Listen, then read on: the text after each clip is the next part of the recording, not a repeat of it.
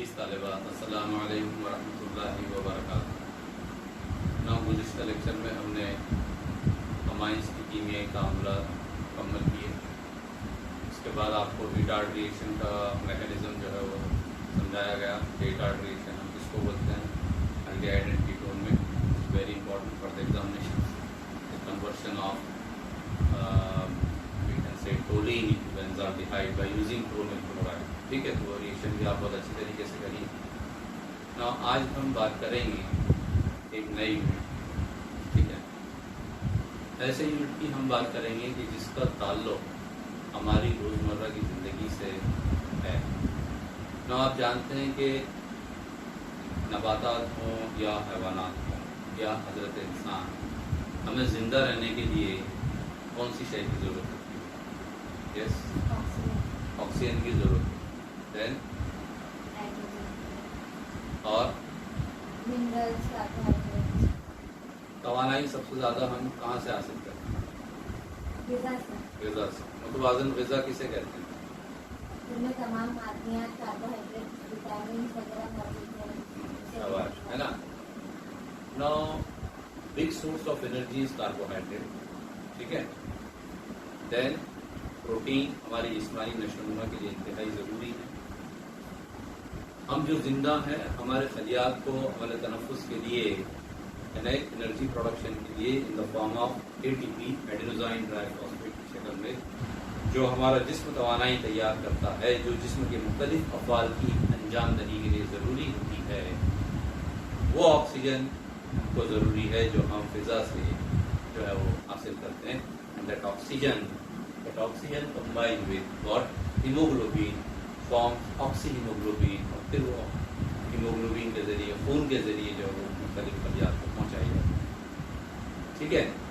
Now you know that vitamins हम जो मुख्तलिफ ग़िज़ाओं से हासिल करते हैं, vitamin A, vitamin B, vitamin K, vitamin D, vitamin C, ठीक है। हार्मोन्स हमारी जिस्मानी नशोनुमा के लिए इंतहाई ज़रूरी है, ग्रोथ हार्मोन्स है ना, ठीक है।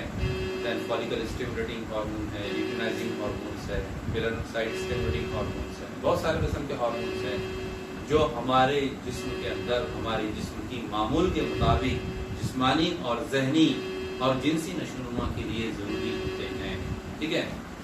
नाउ यानी कुछ सालमात आया, they are in the form of elements, जैसे कि ऑक्सीजन और nitrogen, they are in the form of elements, और कुछ सालमात मुरक्कबात की शक्ल में, ठीक है, जैसे पानी की शक्ल में, मिनरल्स की शक्ल में, ठीक है। Sodium chloride, Na positive ion, they are very much essential. Na positive ion, K positive ion, Cl negative ion, sodium potassium ion का जो ताल्लुक है वो मसल कॉन्ट्रैक्शन से होता है। Ca calcium 2 positive ion, magnesium 2 positive ion, they are very much essential. There is very important role in the blood coagulation और blood clotting, खून के इंजमाल में अहम रोल अदा करते हैं, ठीक है। इसी तरीके से carbohydrate, proteins, nucleic acid, carbohydrate they are the big source of energy, है ना, जो हम ग़िज़ा से जो है वो हासिल करते हैं। प्रोटीन हमारी नाइट्रोजन की ज़रूरतों को पूरा करने के लिए, क्योंकि हमारा जिस्म जो है वो फ़िज़ा में पाई जाने वाली जो नाइट्रोजन है उसको बराह रास्त वो अपनी नशोनुमा के लिए इस्तेमाल नहीं कर सकता, लिहाजा हम नाइट्रोजन की जो ज़रूरत होती है वो प्रोटीन्स के ज़रिए हम पूरी करते हैं, ठीक है।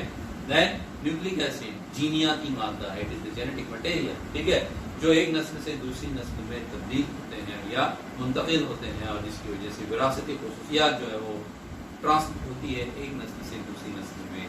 गर्ज ये कि ऐसे मुख्तलिफ सालमात हैं, ऐसे मुख्तलिफ सालमात होते हैं, आया इन द फॉर्म ऑफ वो उनसर की शक्ल में हो या मुरक्कबात की शक्ल में हो, लेकिन वो ऐसे होते हैं कि जो खुद तो बेजान होते हैं, दे आर देमसेल्फ और दे आर इटसेल्फ। वो खुद तो क्या होते हैं? वो बेजान होते हैं, मीन्स दे आर लाइफलेस, लेकिन वो ऑर्गेनिजम्स के जिस्म के अंदर, जानदारों के जिस्म के अंदर, जो हैवानात हों या नबातात हों या हजरत इंसान हों, हमारे जिस्म के अंदर वो एक मखसूस तरतीब में इस तरह जुड़ते हैं, इस तरह काम करते हैं कि वो हमारी जिंदगी के लिए, हमारे लाइफ प्रोसेस के लिए जरूरी होते हैं। मतलब उनकी कमी हो जाए या जरूरत से ज्यादा अगर इजाफा हो जाए तो वो असरअंदाज होता है किस पर, हमारी जिंदगी पर, हमारे लाइफ प्रोसेस के लिए। मीन्स हम कह सकते हैं कि ऐसे बेजान सालमात आया उनसर की शक्ल में हो या मुरक्कबात की शक्ल में हो, ठीक है, ऐसे बेजान सालमात कि जो मखसूस तरतीब में जुड़कर हमारी जिंदगी की बका के लिए जरूरी होते हैं, जो हमारी लाइफ को कंट्रोल करते हैं, या फिर यूं कहिए कि हमारे जिस्म के अंदर पाए जाने वाले या अंजाम पाने वाले मुख्तलिफ बायोलॉजिकल रिएक्शंस, जिनको हम बायोकेमिकल रिएक्शन बोलते हैं या फिजियोलॉजिकल प्रोसेस हम जिनको बोलते हैं, जैसे हमारे तनफ्फुस है, जैसे नर्वस सिस्टम है, जैसे फोटोसिंथेसिस है प्लांट्स के अंदर, ठीक है, जैसे एक्सक्रीशन है, अमोनिया फॉर्मेशन वगैरह है ना। तो ये मुख्तलिफ किस्म के जो तामुलात हैं, इनके लिए जिंदगी जरूरी होती है। That is why they are called as the biochemical process, that is chemical process which are associated with life, ठीक है।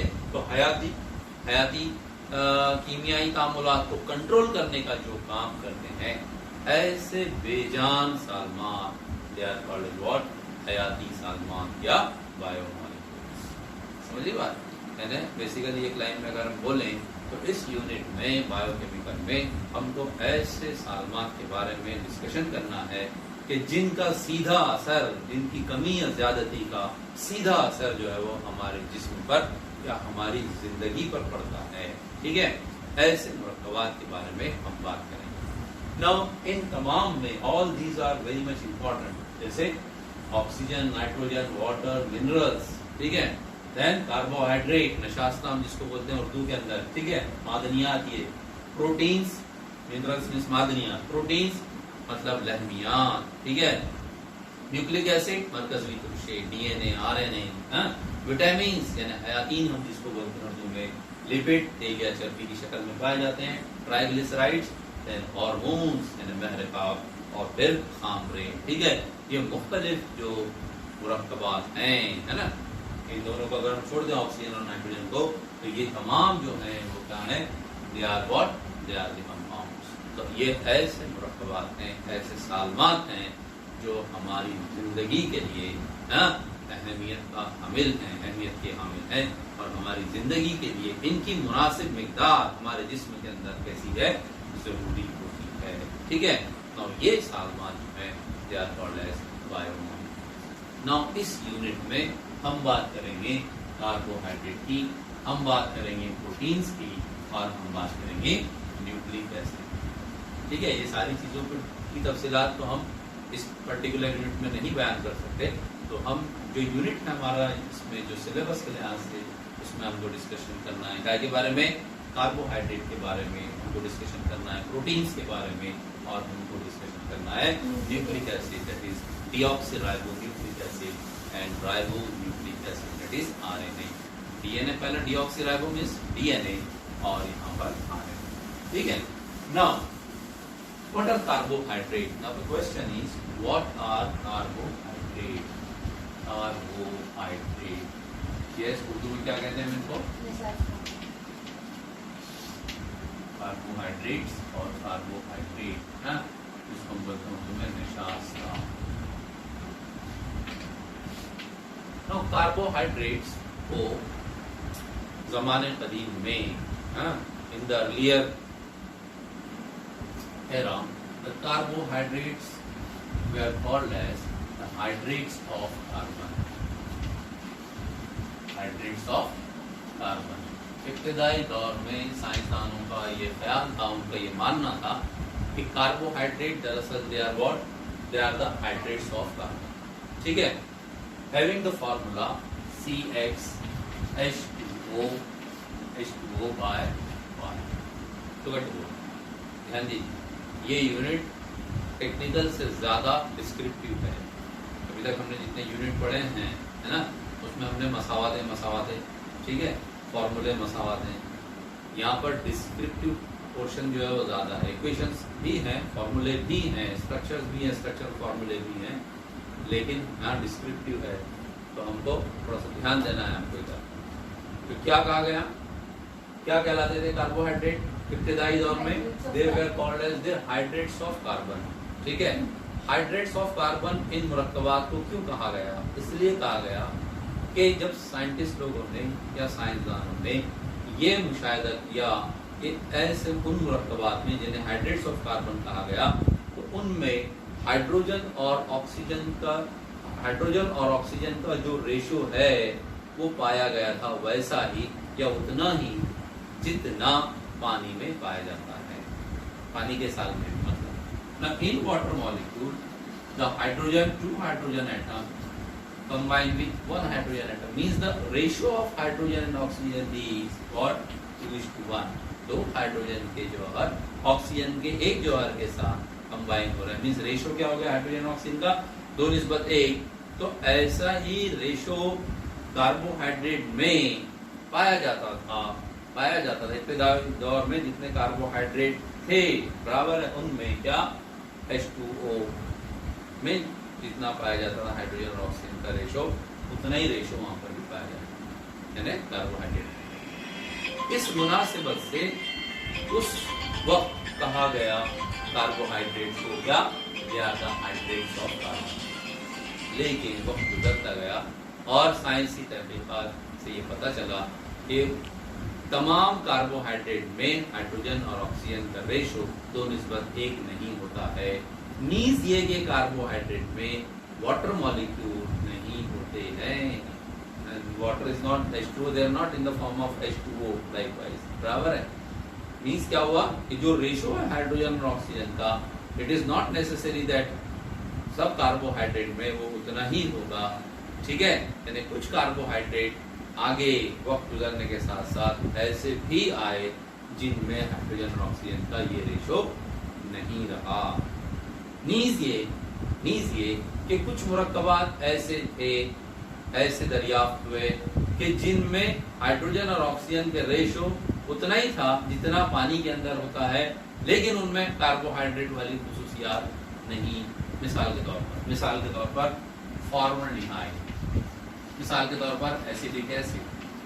लुक एट द, अब देखिए CxH2O/Y में X is the number of carbon और Y is the H2O, the units of H2O, H2O की इकाइयों की तादाद, that can be equal to each other और they cannot be equal to each other।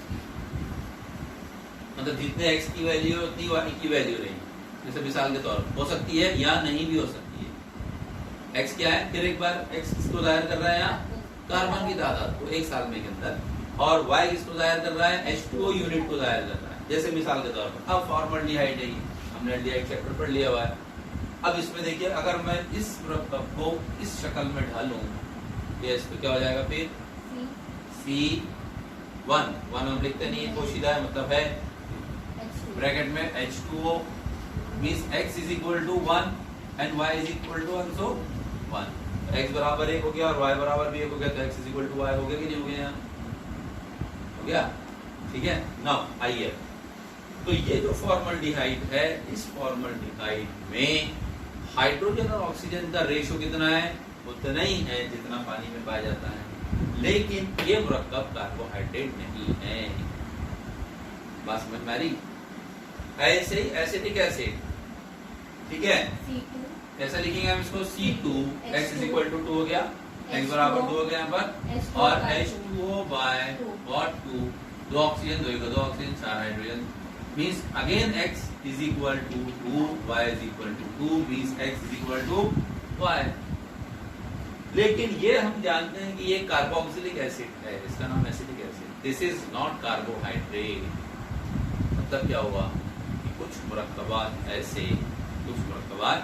ऐसे कि जिनमें हाइड्रोजन और ऑक्सीजन का जो रेशियो है वो पानी में जितना होता है, पानी के साल में जितना होता है उतना तो है, कार्बन भी है फिर उसमें, but these are not the hydrates of carbon, these are not the carbohydrate, क्योंकि कार्बोहाइड्रेट की जो खुसूसियात हैं वो इनमें नहीं पाई जाती है।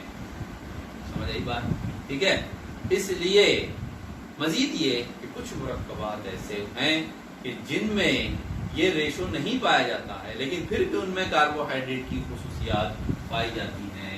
एंड एग्जाम्पल इज हैमनोस, फॉर्मूला है C6 H12O5 C6 H12O5।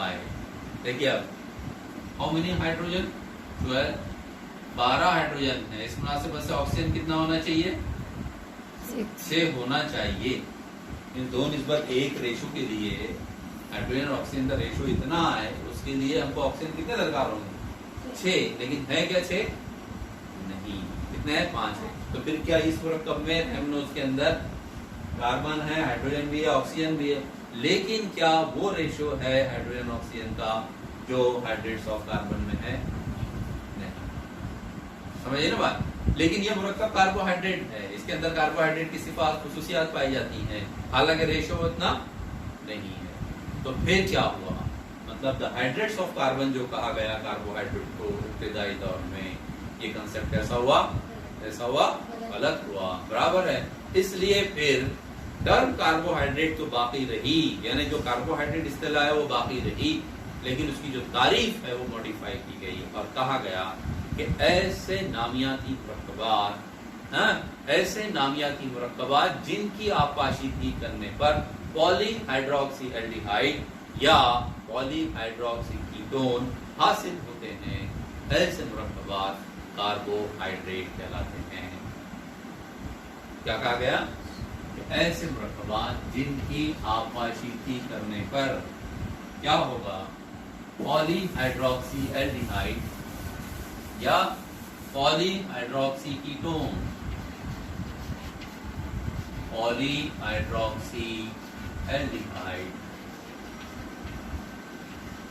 या व्हाट, पॉलीहाइड्रोक्सी कीटोन मुरक्कबात हासिल होते हैं, या पॉलीहाइड्रोक्सी एल्डिहाइड या पॉलीहाइड्रोक्सी कीटोन मुरक्कबात कार्बोहाइड्रेट कहलाते हैं।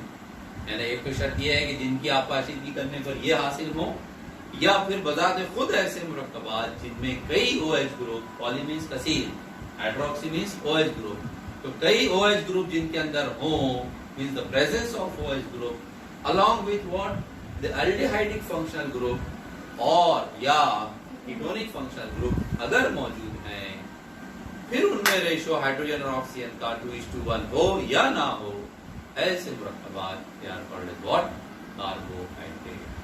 Now how the carbohydrates are classified, इंशाल्लाह हम बात करेंगे अगले वीडियो में। तब तक अस्सलाम वालेकुम व रहमतुल्लाहि